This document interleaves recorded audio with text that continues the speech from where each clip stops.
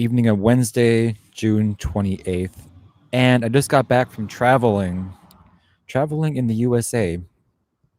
Now, this talk is not going to be a comprehensive talk on the effects of sin in man or the sin of man and the extent thereof. It's not a systematic theology type level talk where I'm going to talk about every single thing, but it's more my discoveries from having traveled the country a little bit here. So, as I was going around, I realized that I was being recognized by people, and that one of the things I'm most known for is my novel Playing Saint Ditch, right? So, and here's a copy right here, so you can see. And here the subheading there on top, it says first novel by David I. Black, a Y2K conspiracy gone awry. For those who remember Y2K, that was before the year 2000. They thought a bunch of stuff was going to go wrong at the year 2000 because many computers were not ready to undergo going past the year. They weren't prepared, you know, in the digital world to go past the year 2000. And so they're extremely worried about systems crashing at the time. So anyway, so it was written somewhat a little bit before that, but the original version was completed by roughly 2000, 2001. At the end of the year 2000, it was done. I had the first version of it. And it was revised by the year 2014 and improved, in my opinion. I did like take out, sorry about the background noise. I did take out a lot of the swearing, the profanity, and stuff, and some of the talk. But even after that kind of revision, it still remains. And it was my first novel. So who really, the person that gives the rats behind is me, actually. So don't judge the book by my lack of enthusiasm about it. It's just, to me, it's old news, you know?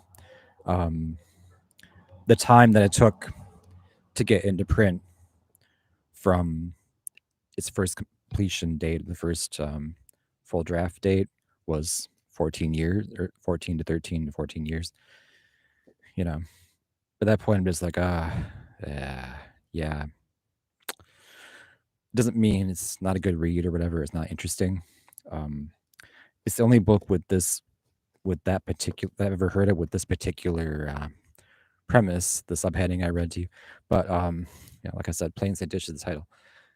But anyway, so I was running into people traveling and realized that they knew me for this particular book, but didn't seem to understand the quality level of the work as being good. So I'm sitting there taking blame that I shouldn't take, or being talked with wrong, or being stared at wrong, taking blame for something not true, something that I don't even agree with at face, because what they'd be saying to me is, your book is no good. And then I'd be saying back to them, that isn't my understanding about the work. It has even theological implications, or it's saying something about Christ in it. It has a Christological example, or salvific, what do you call it, redemptive analogy or whatever. It has that type of thing to it. So, but most importantly, it isn't a melodrama. Isn't to be regarded as melodrama. In other words, as having only stock characters, and that's for the key.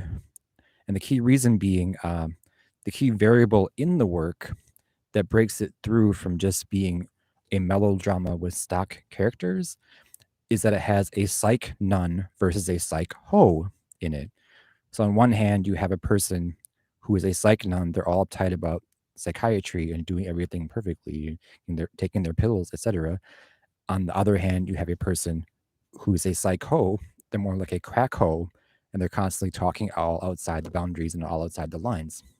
So that distinctive character contrast is what actually makes the work better than a melodrama and above the level of just melodrama. Therefore, It's not to be regarded badly and poo-pooed upon and looked down the nose at, as it not being a melodrama, as it having something more sophisticated to it, like a psych nun versus a psycho. So the most prominently placed characters in the book who are that uh, the main character Mitch, who is the psych nun, and the other character Jody, who is the psycho. And so this is at the center. It's basically at the centerpiece of the work because in the beginning, it's an idyllic world where everyone is more or less just a stock. They're more or less just a person doing a normal role or doing normal mainstream type stuff. So everyone is fitting the mold. So it would seem like a fictional world, which is like that at first, um, until something breaks through, which is more out of the ordinary, like a psycho, a psych. Oh, so it's two words, psych ho. When this person comes into the work and sweeps through, now you have an element in the work which is a little more out of the ordinary and not part of normalcy, you see. So such a person, such as Jody, the character Jody, being a psych ho, they're all used up by the system and all tired of it and all talking outside the boundaries constantly. And she'd be talking about stuff that's more off limits for Westerners, like Karl Marx and stuff, or Brecht and stuff that's really not part of like what people talk about here usually. Um, anyway, so that is the clash in the work, which makes it better than just a melodrama. So I'm being talked with wrong. My book's being looked at wrong. My lack of enthusiasm is for how old it is, how much old news. I just saw a writer today in Facebook videos. She's getting her book published the real way. Finally, it was what's it called? Powerless. It was good. Just a quite enthusiastic. If I had had TikTok, if we had had TikTok in 2001 at the time when I first wrote this thing up, I would have been very enthusiastic. I would have seemed like really, really energetic about it. I'm pretty sure it was, oh, I finished my first novel. That's really something, like, wow. This thing, okay, in published form, it's what, 300 or so pages. It is, oh, it's only 286 pages or so, 87, 287 pages. Yeah. So, if I'd had TikTok back then, you would have seen my enthusiasm about the work much, much more. And come to think of it, when I was thinking about that particular element, these elements in this work, that reminds me of a couple other things. Um, one of them being the famous film Mulholland Drive by David Lynch, from around the very same time, 2001, right? And that would seem to have a similar crux to the problem, a psycho and a psych nun all mixed up, and it's the two female characters in Mulholland Drive, played by Naomi Watts and the other girl. So the characters were Betty, and they called her Rita because she looked like Rita Hayworth, but she had the head injury, couldn't remember who she was. Um, so that's a really interesting like take on the same concept, because you have a psycho and a psych nun, basically. Um, Great. So in this, what gives this even much more artistic depth is that in one of the first scenes, and indeed in the original copy, it was the first scene.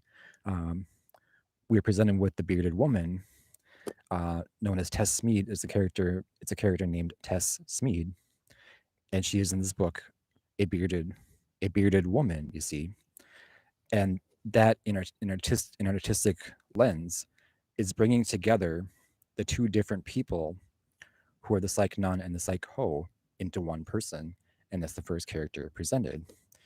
Um, and then in the final scene, the real thing here, then the final scene, we do see the two separate characters who are a psych nun and a psych ho together as part of the same like scheme or flow, or they're finally together in life. It's Stitch under a different name, or Mitch under a different name, under the name Jack, and he's with Jody, and those are the two characters. I'm pretty sure I mentioned already, because Mitch is the one who is the psych nun, and Jody is the one who is the psych ho. Okay, so I'm not saying psycho, I'm saying psych ho. It's more like a crack ho or whatever. And so that gives the book way more artistic merit if it goes through something like that, where you have the personification of the two presented first, and in the final scene, you have the two that were separate before brought together, the Psychonaut and the Psycho, Mitch and Jody.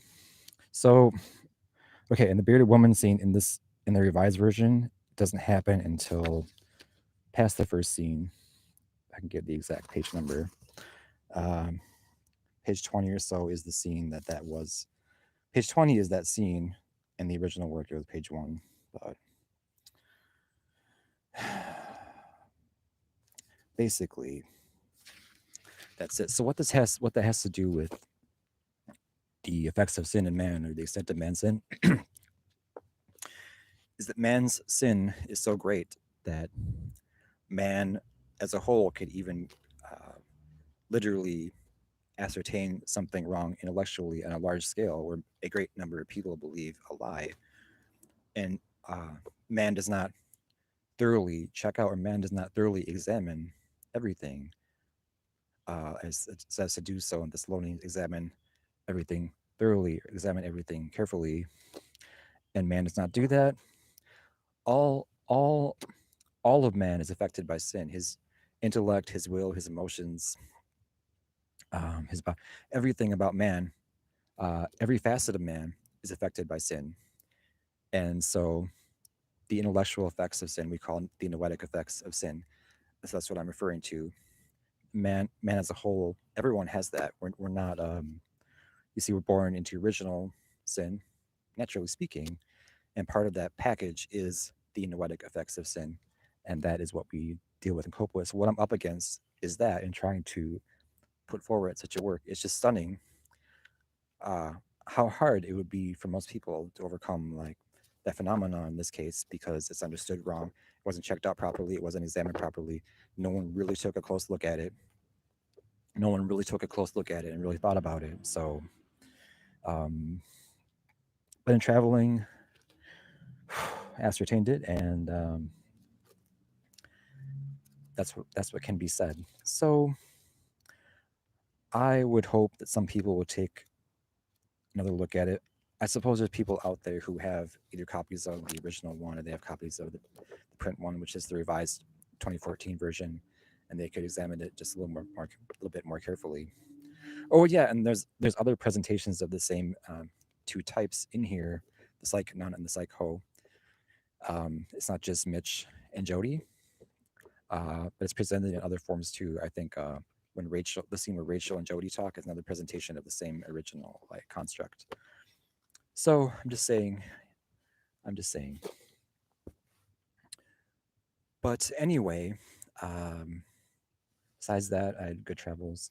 Hope everyone has like a good night. Talk to you almost 13 minutes, something that I thought would only take 5 minutes or so. So, yeah, it's gonna be bedtime for everyone soon. Have a good night. Yeah.